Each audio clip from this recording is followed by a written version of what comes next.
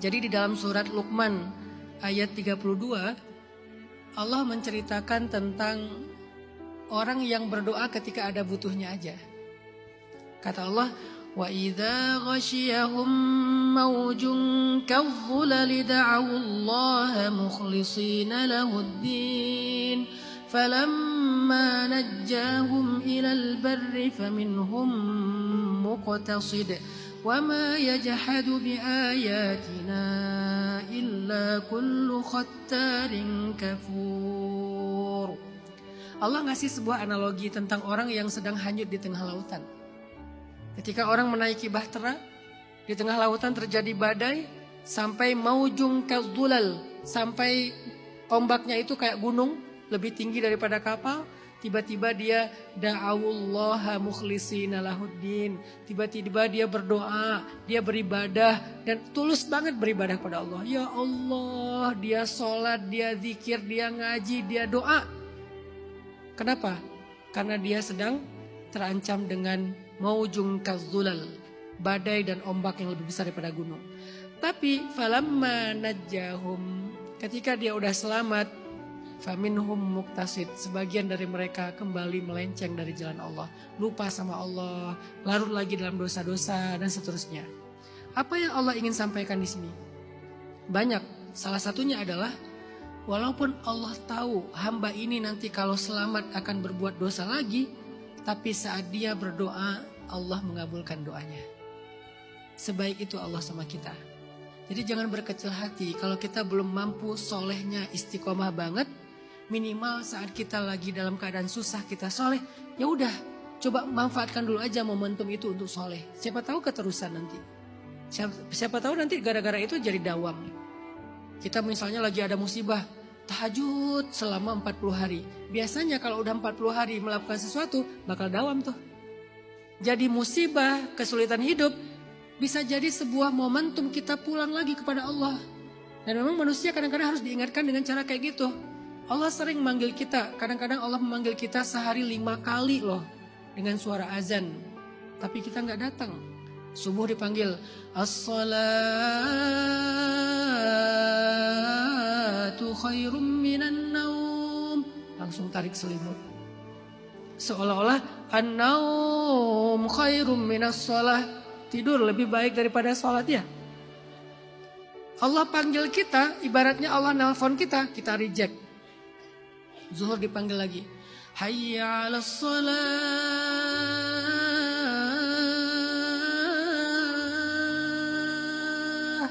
Lagi sibuk di kampus, lagi sibuk kerjaan, reject lagi. Allah panggil lagi di asar, hayya 'alas shalah.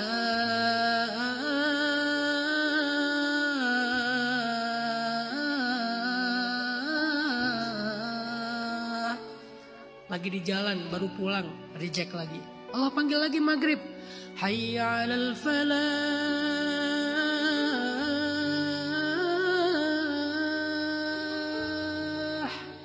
Baru juga sampai rumah mau mandi dulu, reject lagi. Allah panggil lagi isya, hayya 'alal falah.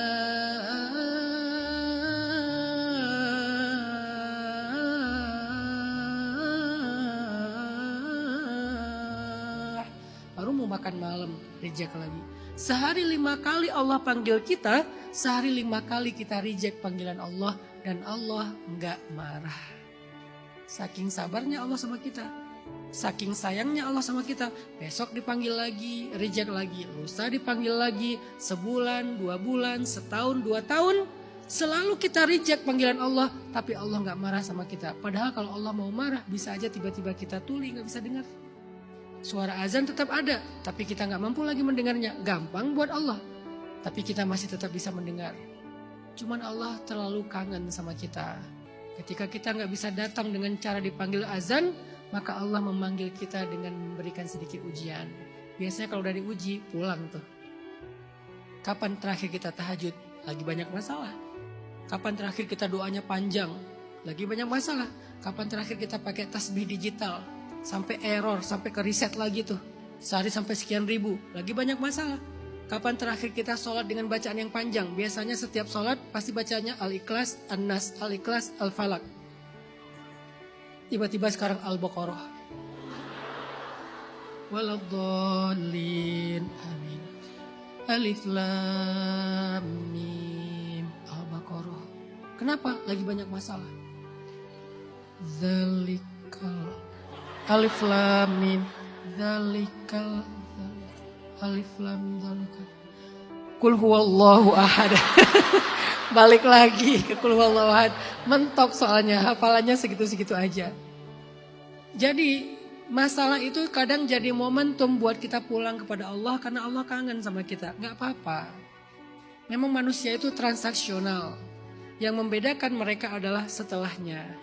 Jadi ketika terjadi, ya udah nikmatin aja sebagai sebuah momentum pulang ke Allah. Siapa tahu keterusan. Siapa tahu setelahnya dawam dan istiqomah. Nanti setelahnya kalau kita balik arah lagi, Allah tunggu lagi. Allah itu gak pernah berputus asa nunggu kita taubat.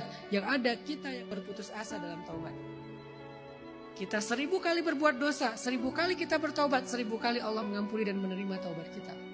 Sepanjang hidup kita berbuat dosa, sepanjang hidup berulang kali kita minta ampun dan dosa lagi, minta ampun, dosa lagi. Setiap kali kita minta ampun, setiap kali itu juga Allah tetap mengampuni dosa kita. Walaupun Allah tahu besok kita akan berbuat dosa lagi. Sebaik itu Allah sama kita. Allah tahu orang-orang yang Allah akan selamatkan di dalam lautan ini, kalau dia selamat nanti akan berbuat dosa. Tapi kalau waktu itu dia berdoa, Allah akan selamatkan dia. Maka teman-teman, jangan berputus asa dari rahmat Allah.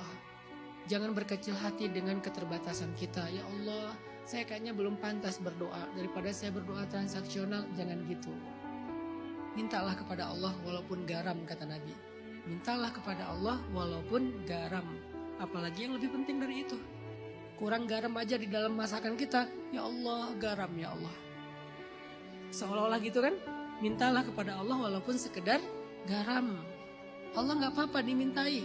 Allah gak repot kok kalau kita minta. Jangan sampai kita berpikir, udahlah gak usah banyak minta, beramal aja.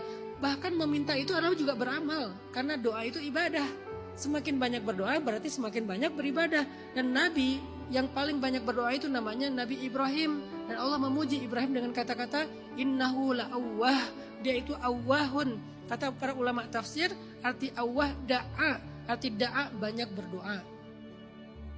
Ternyata banyak berdoa itu baik, gak apa-apa. Berharap saja setelahnya kita bisa istiqomah. Tapi waktu itu berdoa aja, minta aja yang terbaik di sisi Allah.